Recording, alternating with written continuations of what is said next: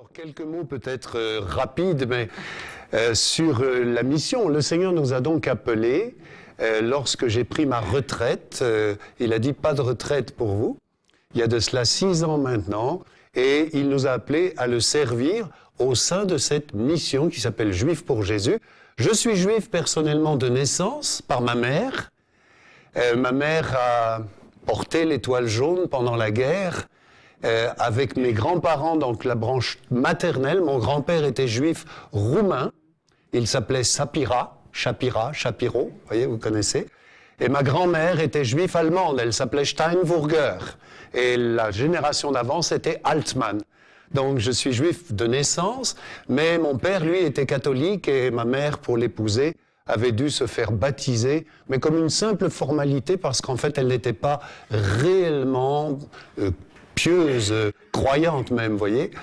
Et voilà, donc je peux dire que c'est vraiment pour nous une grande joie. Mais dans mon cœur, j'ai rencontré le Seigneur en 1975, donc ça fait, vous voyez, 38 ans bientôt, Marité quelques années après.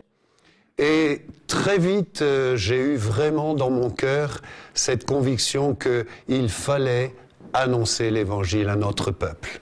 Le paradoxe, frères et sœurs, c'est que Jésus était juif, les 12 étaient juifs, les 70 qu'il a envoyés en mission étaient juifs, les 3000, le jour de Shavuot, la Pentecôte à Jérusalem, étaient juifs.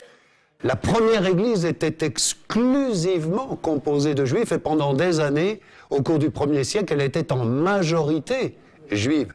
Et le paradoxe, c'est qu'aujourd'hui, sur notre terre, sur la terre, l'un des peuples qui a le moins eu réellement l'occasion d'entendre l'évangile du salut, c'est le peuple juif. Vous voyez, lorsque je dis par exemple à un juif, tu sais, moi je suis juif comme toi, mais je crois que Jésus, Yeshua, celui que les nations appellent Jésus, je crois qu'il est notre Messie, celui que nos prophètes ont annoncé dans notre Tanakh, l'Ancien Testament, hein, je sais qu'il y a beaucoup de connaisseurs parmi vous, donc je me permets d'expliquer quand même, si quelqu'un ne le savait pas, eh bien, je crois qu'il est notre Messie, eh bien, nous disons avec humour, c'est comme si je lui disais, tu sais, moi je suis végétarien, mais je mange de la viande tous les jours. Parce que pour de nombreux Juifs, Jésus, c'est pas pour eux. Jésus, c'est pour les chrétiens. Jésus, c'est pas pour nous. Donc, vous voyez l'immense défi qu'il faut relever. Et le Seigneur nous a appelés, au sein de Juifs pour Jésus, à relever ce défi. Juifs pour Jésus, très courtement, est né en 1973 aux États-Unis, lorsqu'un ancien juif orthodoxe, Moïse Rosen, donc juif plutôt ashkénaze, hein, vous savez, donc les juifs qui viennent d'Europe de l'Est, comme moi, donc les pays de l'Est, c'est les ashkénazim, on dit ashkénazes, et puis au contraire, ceux qui viennent plutôt du pays du Maghreb, Afrique du Nord, Espagne, sont des juifs séphardim, hein, séfarades, voilà. Donc le Seigneur a appelé Moïse Rosen, et très vite, il a découvert cette chose, c'est que dans les années 70, mes amis, il a constaté, c'était le mouvement des hippies aux États-Unis, et il a constaté que 30% des hippies américains étaient des juifs. Et donc Moïse Rosen a eu à cœur de proclamer, de prêcher l'Évangile. Comme il était musicien, eh bien, il a constitué un groupe musical qui s'appelait The Liberated Wailing Wall, le mur des lamentations libérées. Et ils ont commencé à annoncer l'Évangile et des centaines de jeunes juifs sont venus à Yeshua, à Jésus. C'est ainsi qu'est né Juifs pour Jésus. C'était un slogan, je vais vous faire rire, mais il y avait plusieurs slogans. Vous savez, ils portaient des t-shirts et sur leurs t-shirts, il y avait des slogans. Par exemple, il y en avait un qui disait « Jesus made me kosher ». Jésus m'a rendu cachère. Oh, c'était rigolo. Il y en a un autre qui était « Jesus, the King of Kings », Jésus, le roi des rois. Et puis il y en avait un qui était « Jews for Jesus », Juifs pour Jésus. Et je crois qu'un rabbin, si je ne me trompe, voyant ces inscriptions, a dit, vous savez, quand vous mettez vos inscriptions, ça nous amuse plutôt. Mais quand vous mettez « Juifs pour Jésus », ça nous dérange. Et Moshe Rosen, je crois vraiment inspiré par l'Esprit Saint, avec d'autres après qui l'ont rejoint, dont je crois, si je ne m'abuse, un membre de votre famille, hein, j'ai appris ça, c'est votre beau-frère, hein, c'est ça, qui a écrit un livre, Friedman, donc Monsieur Friedman aussi, qui a écrit un livre quand c'était un crime d'être né juif. Il était aussi à l'origine, hein, si je ne me trompe, de Juifs pour Jésus. Eh bien, très vite, vous voyez, est née donc officiellement une association qui s'est appelée Juifs pour Jésus. Au départ, c'était aux États-Unis, puis ça s'est étendu dans le monde entier. En 92, le bureau a été ouvert à Paris. Et puis nous sommes aujourd'hui dans une vingtaine de nations, bien sûr, où il y a une population juive importante, dont Israël. Nous avons un bureau principal à Tel Aviv et nous venons d'ouvrir un deuxième bureau à Haïfa. Voilà. Et la France, vous le savez bien sûr, je pense, est le pays en Europe qui compte la plus grosse communauté juive et la troisième sur le plan international. Donc vous voyez, il y a beaucoup de travail pour démontrer en fait l'amour du Messie. On veut aimer notre peuple, mais en même temps, on n'a pas honte de l'Évangile. Nous sommes convaincus qu'il nous faut relever ce défi et montrer que le vrai Jésus, pas celui au nom duquel on a fait toutes ces abominations, ces atrocités, c'est ce que nous disent souvent les Juifs que nous rencontrons, vous voyez, mais le vrai Jésus, le vrai Yeshua, bien sûr, ne pouvait pas être antisémite. Il a pleuré sur Jérusalem, il a donné sa vie pour les brebis perdues de la maison d'Israël. Et c'est ce que nous voulons annoncer, et nous le faisons de différentes manières, et notamment au travers de la présentation de fêtes juives, comme nous allons le faire cet après-midi. Voilà en quelques mots. Alors, on aura l'occasion peut-être, je ne sais pas si on a le temps et que vous avez des questions, pourquoi pas donner un temps de questions après. Vous avez, là-bas, on a quelques ouvrages sur CD, DVD, etc. Et si vous souhaitez recevoir gratuitement la lettre de nouvelles de Juifs pour Jésus, vous avez ici un petit talon qui s'appelle « Gardez le contact ». Il vous suffit de mettre vos coordonnées. Avant de partir, vous pouvez nous le laisser et nous vous enverrons la lettre mensuelle de nouvelles de l'association qui vous permettra de prier pour ce ministère, pour que, comme disait l'apôtre Paul, « Frère, le vœu de mon cœur, c'est qu'il soit sauvé. » Et Paul disait « J'ai dans le cœur un chagrin continuel, une grande tristesse et un chagrin continuel pour mes frères qui sont les Israélites, à qui appartiennent l'adoption, les promesses, la loi, le culte. » J'en oublie, je cite de mémoire. « Et de qui est issu, selon la chair, Jésus, le Messie. » Et Jésus lui-même a dit « Le salut vient des Juifs. » Alors rendons à César ce qui est à César, rendons à Israël ce qui est à Israël, et voilà pourquoi nous sommes aujourd'hui là devant vous. Merci Marité. Ma femme, elle n'est pas l'oratrice habituelle, mais elle est précieuse dans le soutien, dans la prière. Vous savez, les uns sont au front, les autres sont dans la prière, mais sans mon épouse, je crois qu'on ne pourrait pas faire ce travail que nous faisons. Voilà, béni soit le Seigneur. Alors mes frères et sœurs, j'aimerais partager avec vous cet après-midi une présentation que nous appelons le Messie dans la Pâque juive. Vous savez, si vous demandez à un enfant juif qui est le héros de la Pâque, qu'est-ce qu'il va vous répondre? Il va certainement vous répondre Moshe, c'est-à-dire Moïse, un enfant juif. Pour lui, le héros de la Pâque, c'est Moïse. Et c'est vrai, n'est-ce pas? C'est la vérité. Mais ce n'est qu'une partie de la vérité. Maintenant, si vous posez la même question à un enfant juif, mais qui connaît le Messie, qu'est-ce qu'il va vous répondre? Yeshua, ou bien Jésus. Alors vous savez, beaucoup de personnes nous demandent, pas toujours très gentiment, mais nous demandent, mais que vient faire Jésus dans la Pâque? Parce qu'enfin, la Pâque, c'est une fête juive. Et nous leur répondons, vous avez raison, la Pâque, c'est d'abord une fête juive. Mais Jésus n'était-il pas juif? Lorsqu'il a vécu sur la terre d'Israël, n'a-t-il pas chaque année, comme tout juif pieux, avec sa famille d'abord, puis ensuite avec ses disciples, n'a-t-il pas chaque année célébré les grandes fêtes de l'Éternel que nous trouvons par exemple dans le Lévitique 23 et en particulier la fête de Pessah? Mais il y a plus que cela. Quel est, frères et sœurs, le message de la Pâque? Est-ce que ce n'est pas une promesse de rédemption? Et l'histoire de la Pâque elle-même n'est-elle pas la promesse de notre libération de l'esclavage?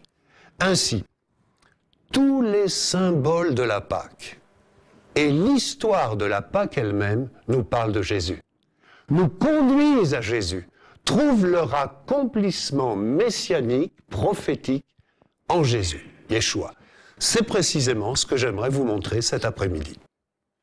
Tandis que je vais partager avec vous la célébration d'un repas traditionnel, alors je dis selon la tradition juive, mais je devrais dire selon l'une des traditions juives. Vous savez, on a un adage, nous, chez les juifs, je ne sais pas si vous le connaissez, on dit tu prends 2 juifs et tu as 3 opinions différentes. Ça veut dire qu'en fait, on ne peut pas parler d'une tradition. Il y a des traditions qui, bien sûr, pour l'essentiel, se recoupent. Ce que je vais vous expliquer, vous allez le retrouver dans différentes traditions, mais c'est vrai que c'est plus tiré de la tradition ashkénaze. Mais vous allez retrouver un petit peu les mêmes éléments. Donc, ma prière, c'est que, au-delà de la simple commémoration donc un repas commémoratif, plus exactement, ma prière, c'est que vous puissiez discerner une illustration de la vie, de la mort, de la résurrection et du retour de notre Seigneur Jésus-Christ, Yeshua HaMashiach. Voilà. Vous savez, je vais citer plusieurs passages bibliques, je vous les lirai ou je les citerai de mémoire pour gagner du temps. Si vous ouvrez vos Bibles dans l'Évangile selon Luc au chapitre 22 et au versets 7 et 8, vous allez trouver qu'il est écrit ceci. « Le jour des pains sans levain, où l'on devait immoler la Pâque, arriva. Et Jésus envoya Pierre et Jean en leur disant « Allez nous préparer la Pâque afin que nous la mangions. » Et au verset 13, il est dit ceci. Ils allèrent, ils trouvèrent les choses comme il les leur avait dites, et ils préparèrent la Pâque. La première nuit de la Pâque marque le début d'une période qui dure 7 jours et qu'on appelle la fête des pains sans levain. Pendant ces 7 jours, les Juifs, alors quand je dis les Juifs, je veux dire bien sûr essentiellement les Juifs pieux et encore plus les Juifs orthodoxes qui respectent scrupuleusement la tradition, vous voyez, les Juifs ne mangent aucune nourriture qui contienne du levain. Pourquoi cela? Vous le savez certainement. Vous savez que dans la Bible, le levain est très fréquemment utilisé comme un symbole du péché. Jadis, une toute petite quantité de levain suffisait à faire lever toute la pâte, faire fermenter la pâte, hein, et en fait ce même levain faisait gonfler la pâte, exactement comme le péché nous gonfle d'orgueil. C'est la raison pour laquelle, c'est pour ça que le frère n'a pas voulu il m'a donné les louanges, alors Seigneur garde-moi petit, si j'ai reçu quoi que ce soit, c'est par ta grâce et rien que par ta grâce. C'est la raison pour laquelle dans certains foyers juifs, pour signifier qu'ils veulent briser le cycle du péché dans leur vie, les Juifs retirent toute trace de levain. Et ça correspond à ce que nous dit l'apôtre Paul. Si vous preniez la première épître aux Corinthiens, au chapitre 5 et au verset 6 à 8, vous allez trouver qu'il est écrit ceci, « C'est bien à tort que vous vous glorifiez. Ne savez-vous pas qu'un peu de levain fait lever toute la pâte? Faites disparaître le vieux levain, afin que vous soyez une pâte nouvelle, puisque vous êtes sans levain. Car Christ, notre Pâque, a été immolé. » Et Paul ajoute, « Célébrons donc la fête. » Quelle fête? La fête de Pâques, de Pessah. Paul était un juif, célébrons donc la fête. Non avec du vieux levain, avec un levain de malice et de méchanceté, mais avec les pains sans levain, de la pureté et de la vérité.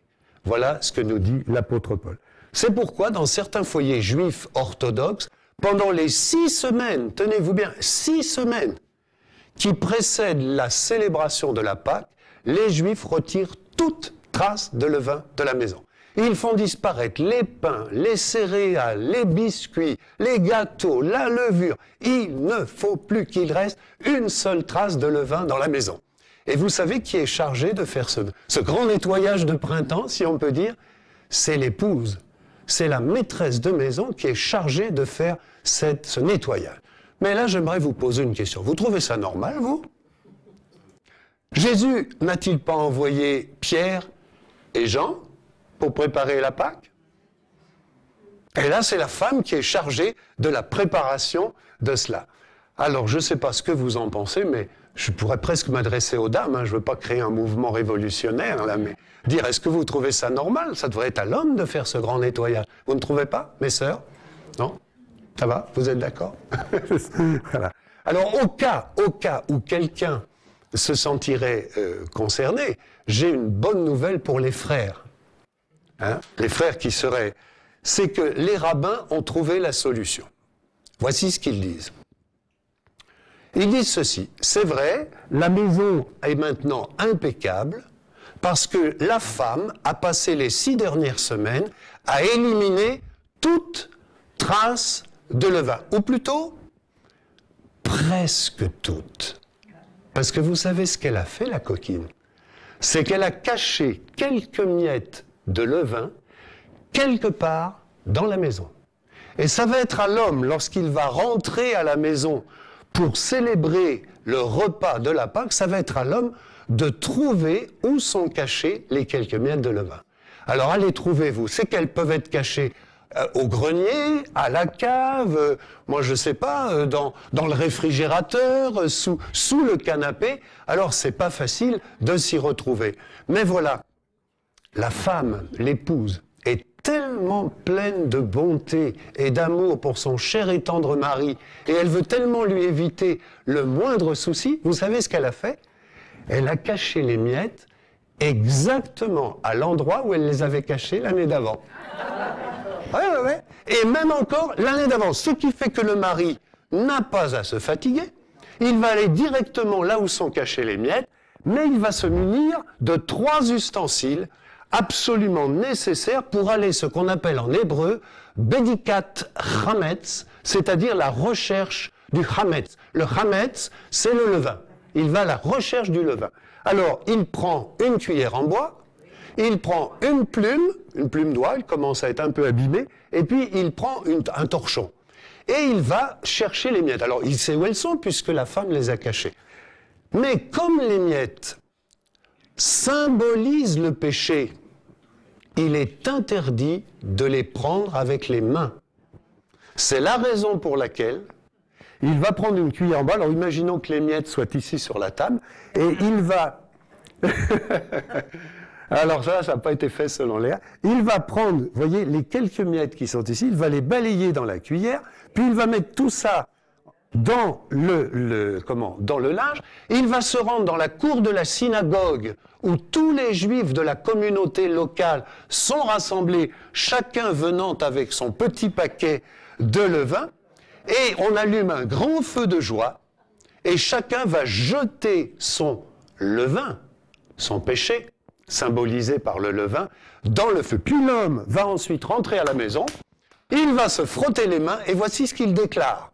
Il dit ceci, « Maintenant, notez bien le j'ai éliminé toute trace de levain. » Mais pour qu'il n'y ait pas de doute, voici ce qu'il ajoute, il dit ceci, « Toutefois, que toute trace de levain que je n'aurai ni vue, ni retirée, soit considérée comme nulle et non avenue, qu'elle soit comme la poussière de la terre. Amen. » Et il est tranquille, la cérémonie va pouvoir commencer. Voilà comment ça se passe. La maison a été purifiée, elle est prête maintenant pour la célébration de la Pâque. Vous savez que Moïse avait enseigné les enfants d'Israël à prendre la Pâque à la hâte. Ils devaient avoir la ceinture autour des reins, les sandales aux pieds et le bâton à la main. Il devait être prêt, nous dit le livre de l'Exode, pour un départ précipité, immédiat. Mais aujourd'hui, ça ne se passe plus comme ça. Les Juifs prennent toutes leurs aises pour célébrer la Pâque. Alors là, on l'a symbolisé avec des coussins. Je ne sais pas si vous avez déjà assisté à un repas de Pessah dans une famille orthodoxe. Ils prennent vraiment leurs aises, allant même jusqu'à se coucher en partie sur la table, pour une raison importante, c'est que dans les civilisations du Moyen-Orient, seul l'homme libre, celui qui a été racheté, prend ses aises pour le repas. C'est l'esclave qui reste debout. C'est l'esclave qui reste debout. Mais l'homme libre, pour montrer qu'il est libre, prend toutes ses aises. Et vous voyez combien le geste de notre Seigneur Jésus, qui lui, de maître qu'il était, est devenu le serviteur de tous, puisqu'il est allé jusqu'à laver les pieds de ses disciples. Il s'est fait serviteur. Combien ce geste nous touche au plus profond. Ça a dû scandaliser les Juifs de l'époque, hein, parce que ça ne se faisait pas. Et d'ailleurs, Pierre a refusé, n'est-ce pas, qu'il lui lave les pieds. Il lui a dit, si je ne te lave, tu n'auras pas de part avec moi. Voilà comment ça se passe. Ensuite, pour célébrer la Pâque, le maître de maison, alors je suis cet après-midi le maître de maison, va revêtir une tunique spéciale pour la Pâque qu'on appelle le kittel. Kittel, ça ressemble à un mot allemand d'ailleurs, mais c'est un mot certainement de yiddish. Donc voilà, il va revêtir une tunique blanche qui est le kittel. J'espère qu'elle n'est pas trop chiffonnée parce qu'on la transporte. Voilà. Pourquoi une tunique blanche? Parce que dans le judaïsme, le blanc est le symbole de la royauté. Et ce soir-là, le maître de maison est comme un roi. Est-ce que vous êtes, vous aussi, des fils et des filles de rois? Avez-vous revêtu les uns et les autres aussi la robe blanche du salut, les vêtements du salut? Amen. Et n'est-il pas écrit dans l'Apocalypse que le vainqueur se vêtira de vêtements blancs? Alléluia. Mais là, vous voyez, pour bien montrer qu'il est comme un roi, et puis comme tout juif célébrant une cérémonie, il va mettre sur sa tête une kippa. C'est la même racine qu'on retrouve par exemple dans le mot kippour, qui veut dire couvrir, en signe de respect pour Dieu, pour montrer qu'il est sous la couverture de Dieu. Alors, j'ajoute, parce que c'est important pour nous, je crois chrétiens de la Nouvelle Alliance, de bien réaliser que la kippa n'est pas un élément que la Bible nous indique. C'est une tradition rabbinique qui a été ajoutée, mais vous ne trouvez pas de prescription demandant aux Juifs de porter une kippa. Le souverain sacrificateur portait une tiare, n'est-ce pas, quand il allait dans le lieu très saint, mais ça c'est une tradition. Enfin bon, on met la kippa et on va pouvoir commencer le repas. Alors le repas s'appelle le seder. Seder, c'est littéralement un mot hébreu qui signifie ordre. Car effectivement, le déroulement d'un repas de la Pâque suit un ordre bien précis qui est consigné dans un livre qu'on appelle la Haggadah. Haggadah est un mot hébreu qui veut dire la narration, le récit.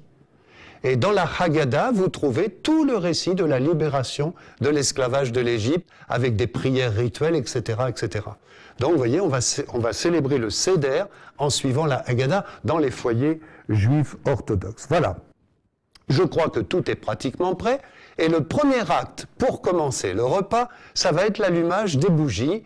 Comme pour le Shabbat, on va allumer les bougies. Et là, c'est la femme encore, c'est l'épouse, qui est responsable, chargée d'allumer les bougies du Shabbat. On va laisser Marité les allumer. Je vais juste boire un peu d'eau.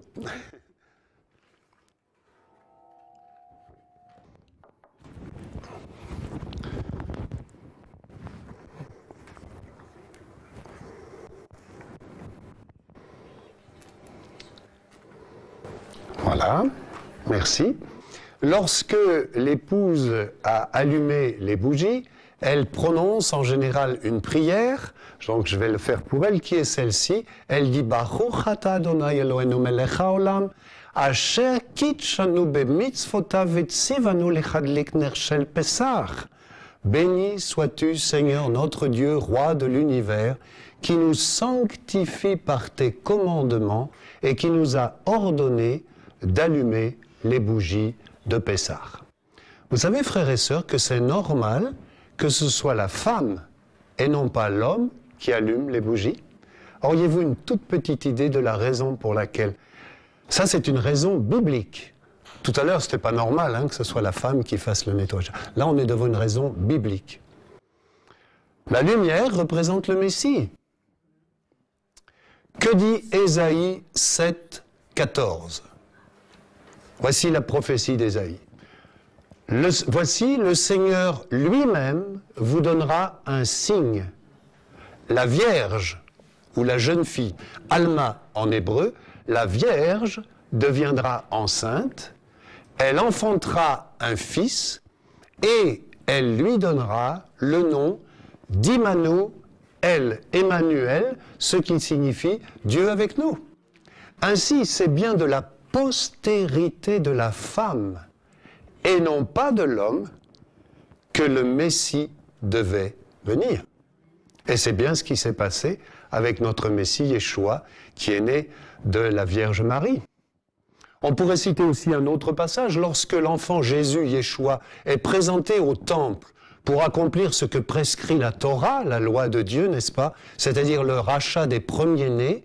Il y en a un vieillard qui s'appelle Siméon, et que dit Siméon lorsqu'il voit Joseph et Marie apporter l'enfant Jésus? Siméon dit ceci: « Maintenant, Seigneur, tu laisses ton serviteur s'en aller en paix, car mes yeux ont vu ton salut. » Entre parenthèses, chaque fois que vous voyez le mot « salut », vous pouvez le remplacer par Jésus. Yeshua, littéralement, l'Éternel sauve, Dieu sauve. Et Yeshua, avec un « et » à la fin, c'est le mot « salut ». Mes yeux ont vu ton salut, que tu as préparé devant tous les peuples, lumière pour éclairer les nations et gloire d'Israël, ton peuple. On pourrait aussi citer, par exemple, je pense à un troisième passage où il nous est dit que dans le pays d'Égypte, lorsque les Hébreux sont sortis d'Égypte, il y avait des ténèbres dans tout le pays d'Égypte, mais dans les maisons des Israélites, il y avait de la lumière. Vous voyez tout ce symbole qui est derrière. Voilà. La maison est prête, on peut maintenant commencer la célébration du repas. Vous savez, la Pâque juive, ce n'est pas un petit repas du style McDo, vite fait, bien fait, si vous me permettez cette expression.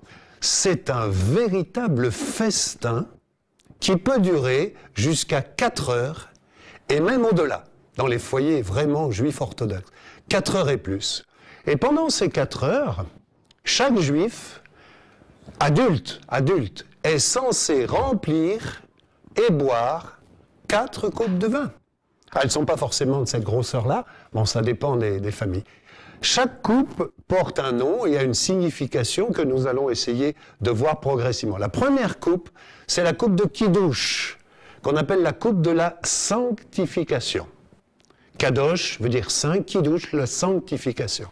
La deuxième coupe s'appelle la coupe des plaies, qui nous rappelle les 10 plaies qui se sont abattues sur le pays d'Égypte et qui ont permis la libération de l'esclavage de nos frères. La troisième coupe est la coupe de la rédemption, ou la coupe du salut, ou la coupe des délivrances. Voilà des mots qui sont utilisés. La quatrième coupe, c'est la coupe de Hallel, la coupe de la louange. Hallel, Alléluia, n'est-ce pas, vous connaissez cela. Alors, le repas commence avec la première coupe. Le maître de la maison élèvera la coupe et il dira ceci: Baruch ata Adonai Eloheinu melech haolam, boré pri agafen. Béni sois-tu, Seigneur, notre Dieu, roi de l'univers, toi qui as créé le fruit de la vigne. Avec la première coupe, on va appeler le plus jeune des enfants, dans les familles, parce qu'on fait participer les enfants, et l'enfant va poser les 4 questions traditionnelle de la Pâque. Et il va poser la première question. Manishtana alayla azemikola lelot. pourquoi cette nuit est-elle différente de toutes les autres nuits? Et ceux parmi nous qui connaissent l'histoire de la Pâque, en général le maître de maison, vont répondre, c'est en raison de ce que l'Éternel a fait pour moi. Notez bien, pour moi, chaque juif s'identifie comme si c'était lui personnellement qui avait été délivré de l'esclavage de Pharaon, en mémoire de ce que l'Éternel a fait pour moi, le jour où il m'a fait sortir du pays d'Égypte, lorsqu'il m'a racheté par sa main puissante et son bras étendu. Lorsqu'il m'a racheté. Ça nous parle de quoi? De la rédemption. Il m'a racheté. Et voyez-vous, il y a peut-être quelque chose qui est encore plus important que la rédemption en tant que telle. C'est le moyen que Dieu a choisi, a ordonné pour accomplir la rédemption. Vous savez que les Hébreux devaient choisir un agneau d'1 an, sans tache, sans défaut. Il était examiné pendant 4 jours, qui précédaient le 14 du mois de Nissan, qui est toujours la date traditionnelle à laquelle on célèbre la Pâque. Et donc cet agneau devait être sans défaut. Deuxièmement, cet agneau devait être sacrifié, immolé, et on devait recueillir son sang dans une bassine, dans un bassin, et puis on devait prendre de son sang avec un morceau d'hysope, un petit arbuste, et badigeonner, en quelque sorte, le linteau et les 2 poteaux de chacune des maisons des Israélites. Le linteau et les 2 poteaux. Et même on pourrait dire, si on veut aller encore plus loin dans la symbolique, le bassin, la bassine dans laquelle se trouvait le sang était posée sous le seuil de la maison, car en ce temps-là, souvent, le seuil était creusé pour éviter justement les inondations. Donc on recueillait le sang, on le mettait là, vous voyez, on prenait le sang, donc les pieds, on le mettait à la tête et sur les 2 côtés, sur les 2 poteaux. Et puis vous savez également que l'agneau devait être entièrement consumé au feu, rôti. Vous le retirez entièrement, il devait être complètement rôti. Et enfin, dernière prescription concernant l'agneau, aucun de ses os ne devait être brisé. Et vous savez bien sûr que c'est grâce à leur obéissance à cette prescription donnée par Moïse et à la foi qu'ils ont eue dans le sang placé sur les linteaux et les poteaux, que les Israélites ont pu être libérés de l'esclavage de l'Égypte. Car que dit la parole de Dieu? Lorsque l'ange de la mort, l'ange exterminateur, lorsqu'il a vu le sang, il est passé par-dessus les maisons des Israélites. Eh bien, passer par-dessus, c'est Pessah. C'est là l'origine du mot Pessah, qui a donné Pâques. Alors en anglais, c'est plus clair, c'est Passover. On retrouve l'idée de passer par-dessus. En français, Pâques, ça ne dit pas grand-chose. Mais voilà l'origine de notre mot. Lorsque l'ange exterminateur a vu le sang, il est passé par-dessus. Quel extraordinaire moyen de rédemption, vous ne trouvez pas? Mais bien sûr, vous le savez, si vous êtes déjà au Seigneur Jésus, je ne vous connais pas, je suppose que vous tous qui êtes là, vous avez déjà reçu personnellement Jésus comme votre Sauveur et votre Seigneur. Vous savez très bien que cette image de l'agneau nous parle d'un autre agneau de Dieu, celui dont Yohanan, Jean le Baptiste, s'est écrié alors qu'il était au bord du Jourdain, « Voici l'agneau de Dieu qui ôte le péché du monde. » J'aimerais quand même poser la question, mes frères et sœurs. On ne sait jamais, le Seigneur me pousse à le faire. Est-ce que vous tous qui êtes présents cet après-midi, assis sur ces chaises, lorsque le Dieu d'Israël vous regarde, est-ce qu'il voit sur le linteau et les 2 poteaux, non pas des portes de votre maison, mais des portes de la maison de votre cœur, est-ce qu'il voit le sang de l'agneau? Si vous avez confessé vos péchés, si vous vous êtes repenti de vos péchés, et si vous avez placé votre foi dans le sang de Yeshua qui a été versé pour vos péchés et les miens sur la croix, alors Dieu voit le sang. Et la Bible nous dit qu'il n'y a aucune condamnation pour ceux qui sont dans Jésus-Christ. Et quelle belle image que de réaliser que, vous voyez, Jésus, moi, à chaque fois que je le partage, ça me saisit. Jésus a été entièrement consumé par le feu de la colère de Dieu.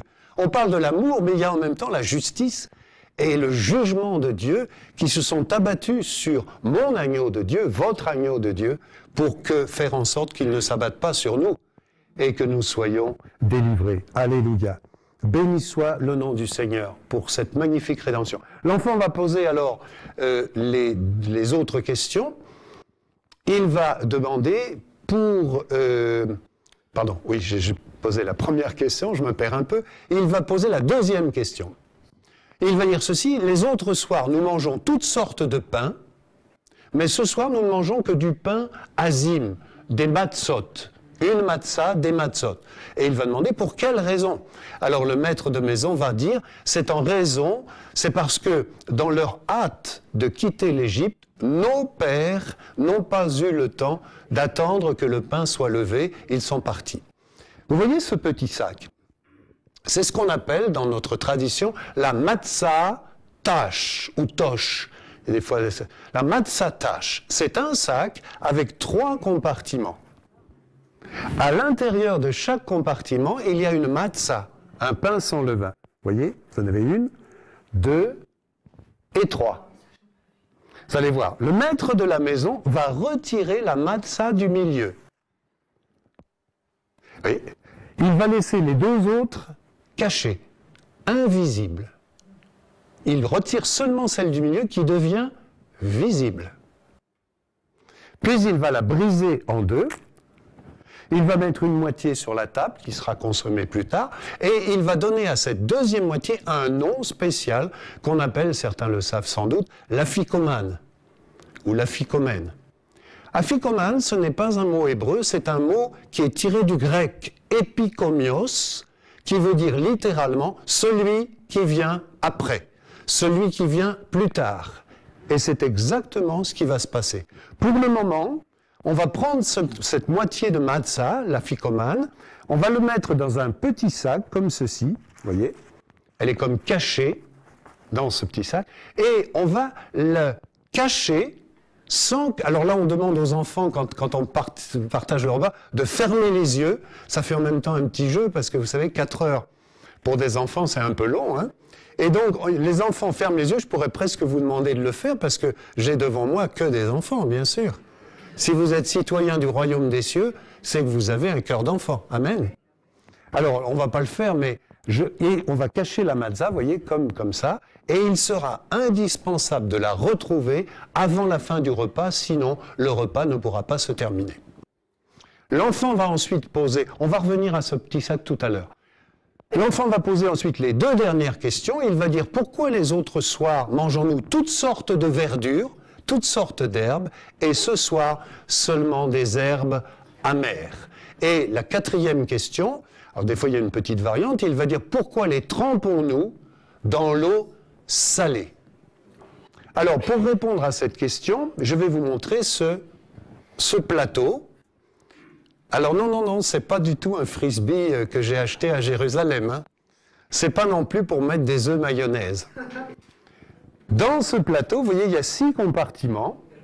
Donc normalement, sur chaque table, on va mettre ce plateau. Et dans chaque compartiment, on va mettre un morceau de nourriture qui est un symbole de la rédemption. Nous allons détailler ces 6 éléments de nourriture. Donc là, je laisse le plateau comme ça pour que vous le voyez, mais en réalité, on met dessus. Le premier élément qu'on va mettre sur le plateau, c'est ce qu'on appelle en hébreu le karpas.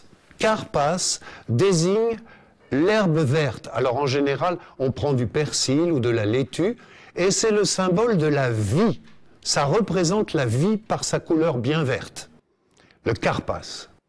Et avant de manger un morceau de karpas, on va le tremper dans de l'eau salée.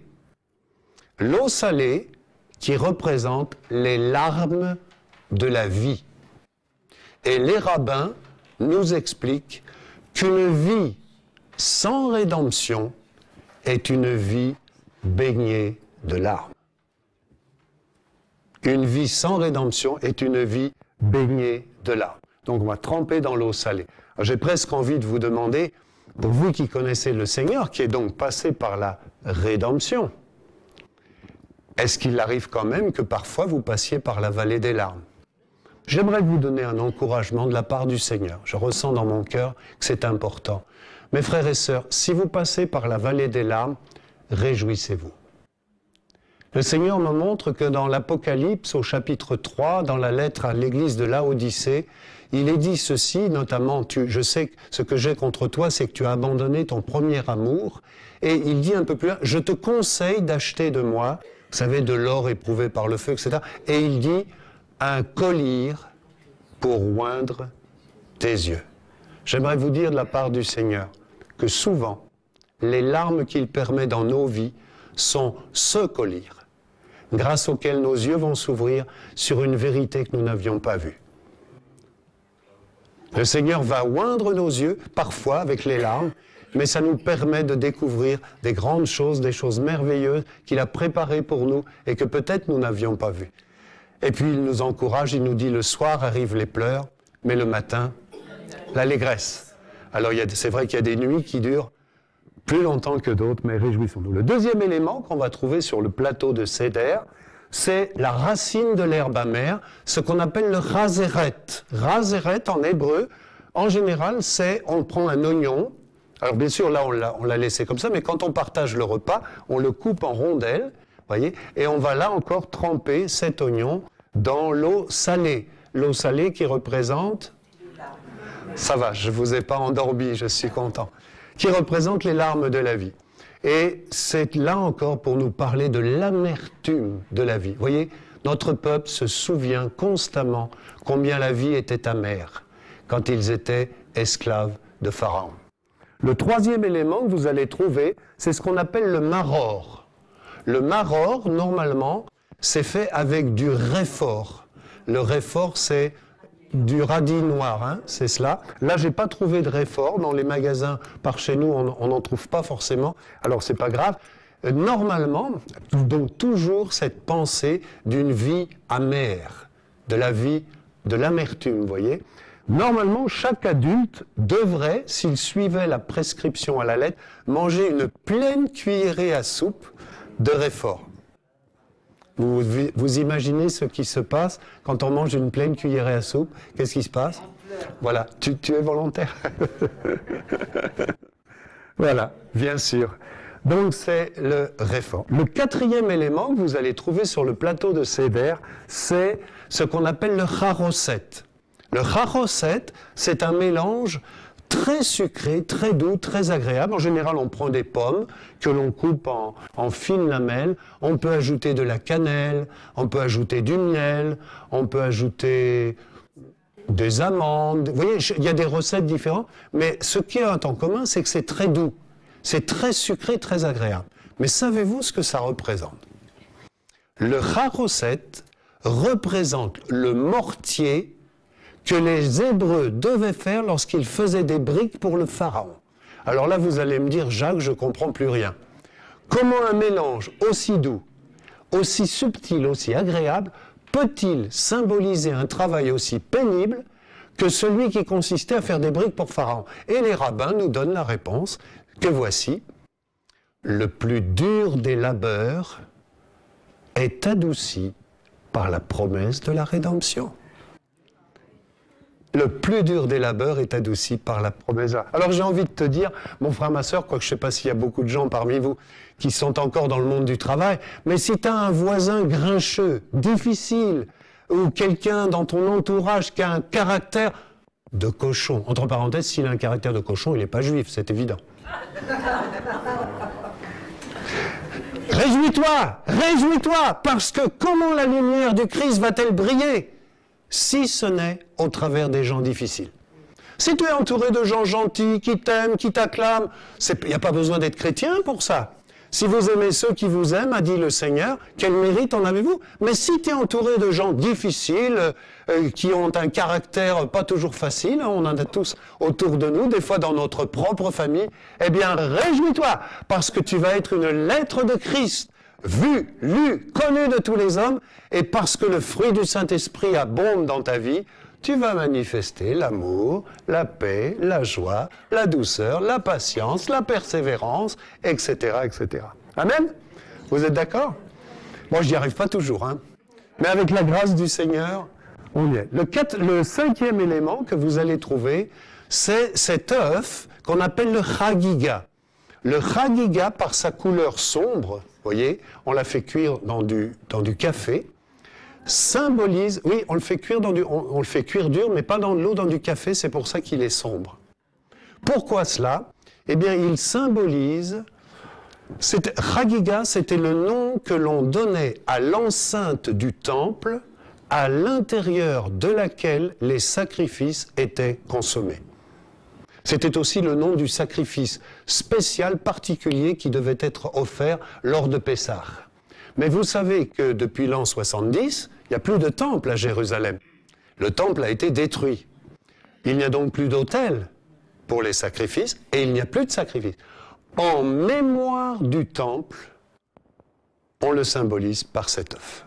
On se souvient du temple de Jérusalem, à l'intérieur duquel les sacrifices étaient consommés. Alors bien sûr, lors du repas, on brise l'œuf et on le coupe en rondelles, on le consomme, toujours en le trempant dans l'eau salée. Oui, Parité me rappelle, merci bien de me rappeler ça. C'est vrai que non seulement c'est une marque de deuil, puisqu'on se souvient de ce qui n'est plus, mais c'est aussi une marque d'espérance. Car l'œuf contient en germe la promesse de la vie. Donc c'est aussi la promesse, l'espérance qu'un jour le temple sera rebâti c'est ce qu'attend notre peuple, hein, et que donc ça pourra recommencer. Enfin, le dernier élément que vous allez trouver sur le plateau, c'est cet os qu'on appelle le zéroa. C'est assez paradoxal, mais dans les familles juives orthodoxes, on ne mange pas d'agneau à Pâques. Pourquoi ? Bien parce que les agneaux qui étaient consommés lors de la Pâque étaient ceux qui avaient été sacrifiés dans l'enceinte du temple.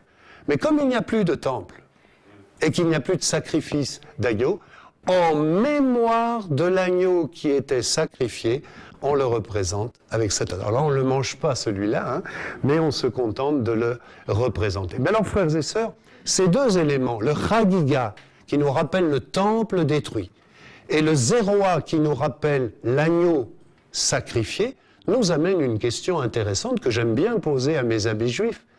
Puisqu'il n'y a plus de temple, puisqu'il n'y a plus de sacrifice pour le péché, comment vos péchés vont-ils être expiés?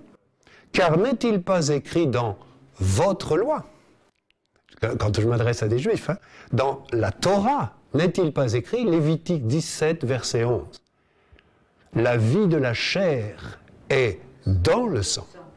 Je vous l'ai donné sur l'autel afin qu'il serve d'expiation pour vos vies ou pour vos âmes. Car c'est par le sang, c'est par la vie que le sang fait l'expiation. C'est par la vie ôtée que le sang fait l'expiation. Alors comment l'expiation va-t-elle avoir lieu? Puisqu'il n'y a plus de sacrifice pour le péché. Ce à quoi la plupart des Juifs interrogés répondent « Oui, c'était peut-être vrai il y a 2000 ans, mais puisqu'il n'y a plus de temple aujourd'hui, eh bien on ne peut plus faire de sacrifice, mais c'est pas grave, il suffit d'observer les 613 mitzvot, les 613 commandements, et puis il suffit une fois par an, au minimum le jour de Yom Kippour, d'aller demander pardon pour ses péchés, et puis de faire notamment la tzedaka, vous savez, l'aumône aux pauvres, et on pourra espérer que Dieu nous sera favorable. Mais alors pourquoi dans ce cas est-il écrit dans la Haggadah juive? Pas juive messianique, juive, tout court. Pourquoi est-il écrit, on cite Exode 13:8, tu diras à ton fils, tout ce qu'on fait là, c'est en mémoire de ce que l'Éternel a fait pour moi le jour où il m'a fait sortir du pays d'Égypte. Et comment m'a-t-il fait sortir du pays d'Égypte? Par le sacrifice de l'agneau. Mais comment faire puisqu'il n'y a plus d'agneau?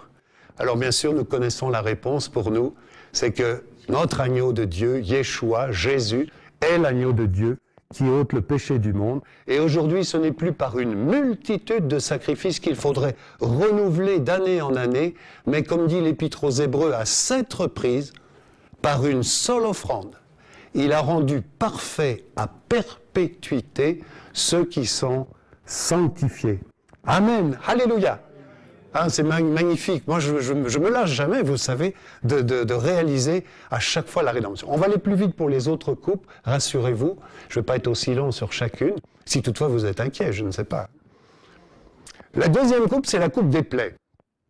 Dans le judaïsme, une coupe remplie à ras-bord, pourquoi est-ce qu'on les remplit? Une coupe remplie à ras-bord est un symbole de joie complète. N'est-il pas écrit dans le psaume 23? Oui, ma coupe déborde. Oui, le bonheur et la grâce m'accompagneront chaque dimanche matin quand j'irai à l'église, non?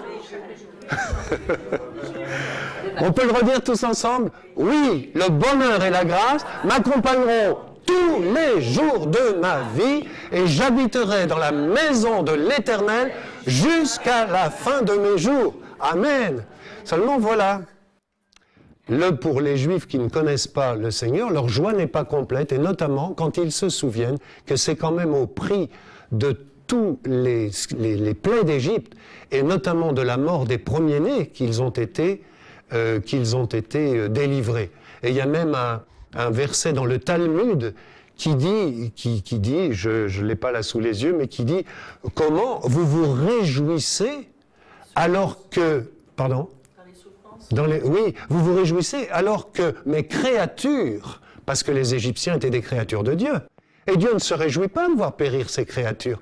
Alors que mes créatures périssent, vous vous réjouissez. Alors pour montrer justement que leur joie n'est pas complète, ils vont tremper 10 fois le doigt dans la coupe des plaies, et sur le bord de l'assiette, ils vont secouer comme ça, en nommant la plaie en question. Ils vont dire sauterelle, vermine, grenouille, mouche, etc., jusqu'à mort des premiers-nés, qui est la 10e plaie. Mais alors, cette coupe m'amène une question intéressante. J'essaie toujours de faire un parallèle pour nous, peuple de la Nouvelle Alliance. Pharaon, il connaissait la volonté de Dieu. Moïse lui avait dit clairement, laisse aller mon peuple, laisse aller mon fils, afin qu'il me serve, car Israël est mon fils. Qu'est-ce qu'a fait Pharaon? Il a bouché ses oreilles, il a endurci son cœur. En somme, c'est comme s'il avait dit à Dieu, eh ben non, je refuse de laisser aller les enfants d'Israël. Et vous savez quelle a été la conséquence? Il a amené la désolation et la mort, non seulement sur tout le pays d'Égypte, mais dans sa propre famille, puisque son fils premier-né est mort. Et j'ai envie, et je me pose la question, à l'occasion des fêtes de Pâques, mes frères et sœurs, est-ce qu'à certains moments, je ne ressemble pas à Pharaon?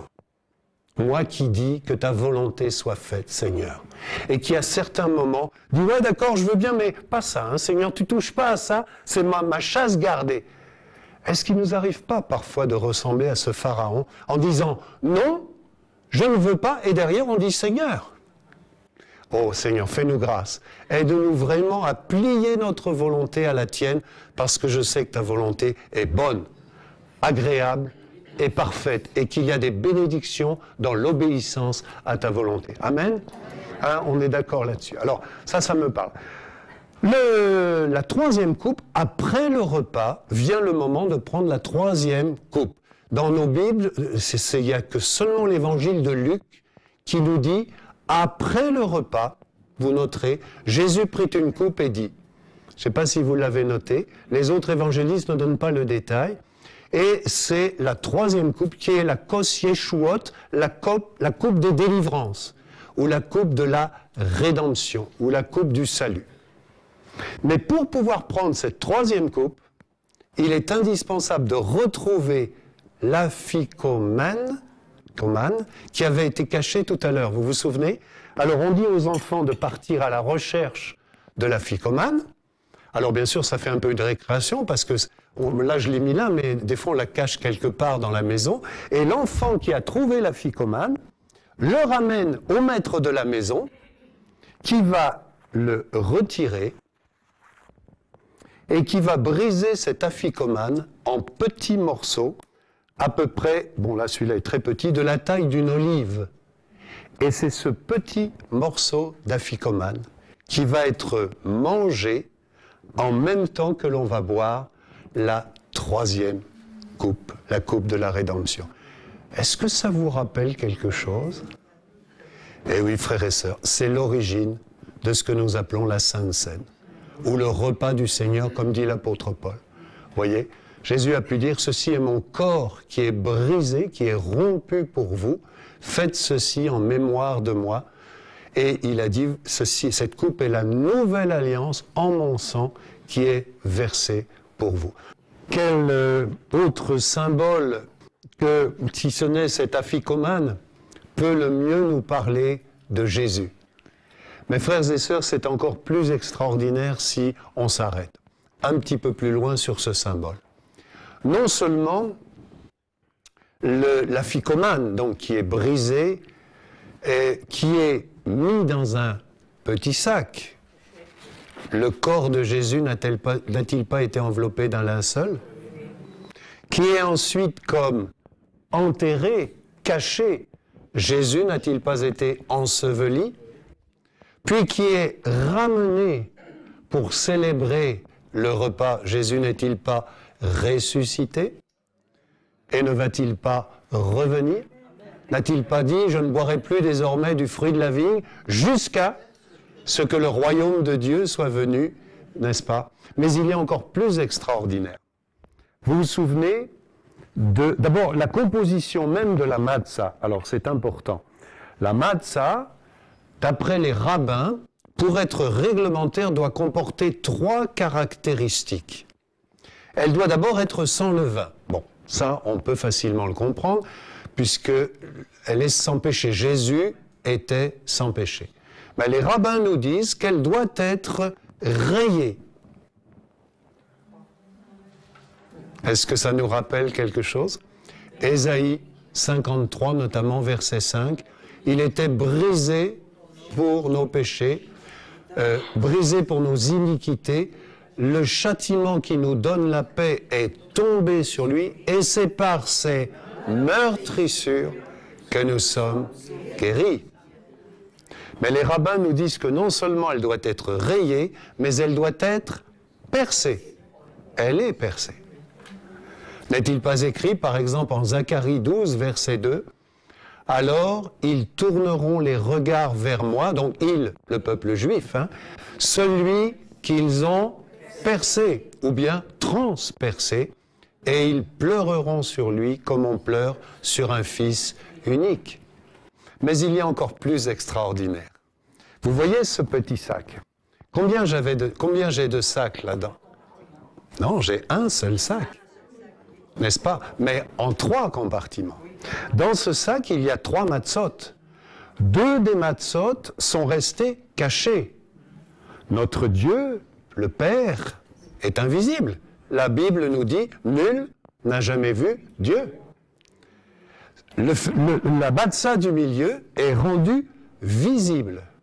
Est-ce que ça ne nous rappelle pas Jean, par exemple, chapitre 1, verset 1, « Au commencement était la parole était avec Dieu, et la parole était Dieu. » Et un peu plus loin, il est écrit, « Et la parole est venue chez les siens. » Elle est venue chez les siens, c'est-à-dire chez les Juifs. D'invisible qu'elle était, elle a été rendue visible. Extraordinaire. Et puis, cette parole a donné sa vie, elle a été brisée, rompue, mise dans un linceul, et elle a été enterrée, puis ressuscitée le 3e jour, nous dit l'Évangile. Voyez, c'est extraordinaire. Lorsqu'on pose la question, j'ai 3 interprétations que nous ont données les rabbins. On leur dit, mais vous qui utilisez ce sac avec 3 compartiments et qui ne croyez pas que Jésus est notre Messie, comment expliquez-vous ces 3 compartiments? Voici les 3 réponses principales que l'on trouve. La première, c'est, oui, les 3 compartiments représentent les 3 patriarches d'Israël. Abraham, Isaac et Jacob. Mais alors, soit, mais pour quelle raison? Seule la matzah du milieu est-elle retirée, brisée, mise dans un petit sac, puis comme cachée et ramenée? Eh bien, en général, on vous répond, c'est la tradition qui veut cela on ne sait pas d'où ça vient. Je vous assure. Deuxième réponse possible, les 3 compartiments représentent les 3 classes. En Israël, vous avez les prêtres, les lévites et le reste du peuple, et le reste, l'ensemble du peuple. Bon, je veux bien cela, mais alors pour quelle raison seule la matzah du milieu est-elle retirée, rendue visible, brisée, mise dans un petit sac, puis comme cachée, enterrée et ramenée? On ne sait pas réellement d'où ça vient. Troisième explication, mais il y en a peut-être d'autres, hein, je ne dis pas que c'est... Mais la troisième, c'est les 3 compartiments, d'après les maximes de nos sages, représentent les 3 couronnes, la couronne de la Torah, la couronne de la fonction sacerdotale, les prêtres, et la couronne de la fonction royale, les rois. Soit, je veux bien cette explication, mais pourquoi seule la matzah du milieu est-elle retirée, rendue visible, puis brisée, puis cachée dans un petit sac, comme enterrée ensuite et ramenée? On ne sait pas réellement d'où ça vient. Pour nous, bien sûr, qui le croyons, nous savons que nous croyons en un seul Dieu, et c'est important, je le dis constamment à mes amis juifs qui disent « vous êtes vraiment des idolâtres, vous adorez 3 dieux ». Je dis « non, je n'ai qu'un sac, je n'adore qu'un seul Dieu, mais qui se révèle à nous en 3 personnes, ce qu'on appelle à tort d'ailleurs une trinité. Il nous semble plus juste de dire une tri-unité, ça serait plus correct, hein? Mais nous croyons en un seul Dieu, Echad, et regardez bien, la confession de foi des Juifs, Deutéronome 6, verset 4, Shema Israël, Adonai Eloheinu, Adonai Echad. Écoute, ô Israël, le Seigneur notre Dieu, le Seigneur est un. Mais ce n'est pas Yarid qui veut dire un, l'unité comme le chiffre 1, c'est Echad. Et Echad en hébreu est une unité composée. Lorsque Dieu crée Adam et Ève, il dit, ils ne seront plus 2, mais une seule chair. C'est Echad. Mais j'ai toujours ma femme qui est distincte de moi, vous êtes d'accord? Mais dans le couple, bien sûr, nous ne formons qu'un. Mais nous sommes bien 2 personnes différentes et complémentaires, et c'est le mystère. Vous voyez, bon, on pourrait développer cela. Donc c'est vraiment l'accomplissement là de ce que dit la parole de Dieu.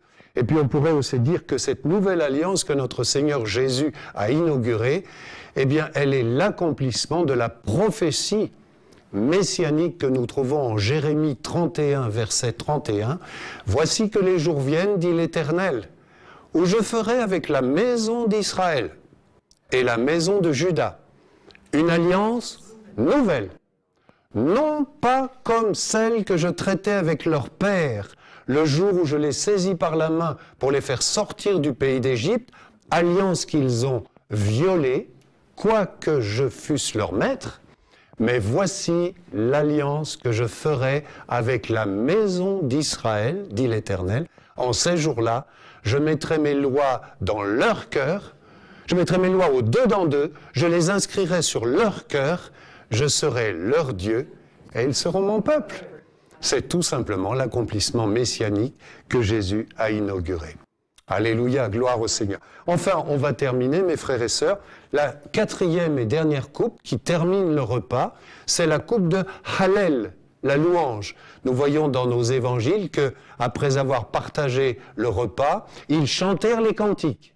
Et vraisemblablement, il s'agit des psaumes 113 à 118, qui sont appelés les psaumes de Hallel, le psaume 118 étant le grand Hallel. Ils ont certainement chanté ces chants avant de se rendre à la montagne des Oliviers et avant que Jésus ne soit arrêté pour mourir comme agneau de Dieu le soir de la Pâque. Voilà. Mais il y a une dernière coupe dont je n'ai pas parlé et que vous allez trouver sur les tables de tous les foyers juifs pieux. C'est la 5e coupe. C'est la coupe d'Élie, le prophète, Eliyahu Hanavi. Car le prophète Malachie, et ça les Juifs le savent, annonce que je vous enverrai Élie, le prophète, avant que ne vienne le jour de l'Éternel, ce jour grand et redoutable. Donc les Juifs qui attendent le Messie croient qu'Élie va d'abord venir, et qu'il viendra lors de Pessah, lors de la Pâque, pour annoncer la venue du Messie.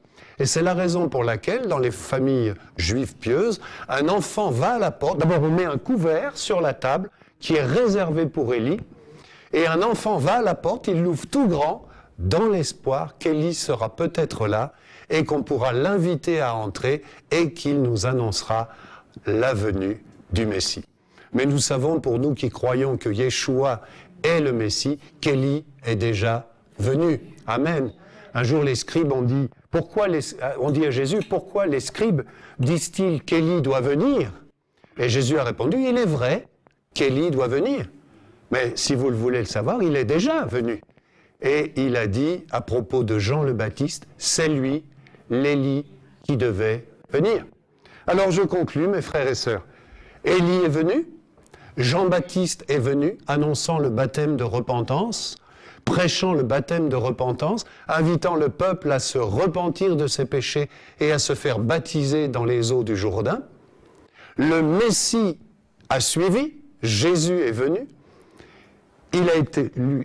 Dieu s'est fait chair, il a été rendu visible, il a donné sa vie, nous le savons maintenant, sur la croix du Calvaire, il est mort, il a été enseveli, il est ressuscité le troisième jour, selon nos Écritures hébraïques. C'est ce que dit l'apôtre Paul en 1 Corinthiens 15.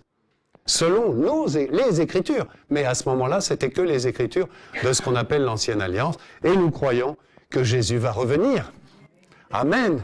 Et il va revenir pour enlever son épouse, son Église fidèle, sans tache, ni ride, ni rien de semblable, qui s'est préparée pour le jour des noces. Mais quand il reviendra avec son épouse, c'est ce que nous comprenons, alors ses pieds se poseront sur le mont des Oliviers, qui est à Jérusalem, et le reste d'Israël reconnaîtra celui qu'ils ont percé. Ils pleureront sur lui. Ce sera vraiment un jour merveilleux de repentance. Et donc voilà, vous voyez, notre mission, c'est d'annoncer cet évangile à notre peuple.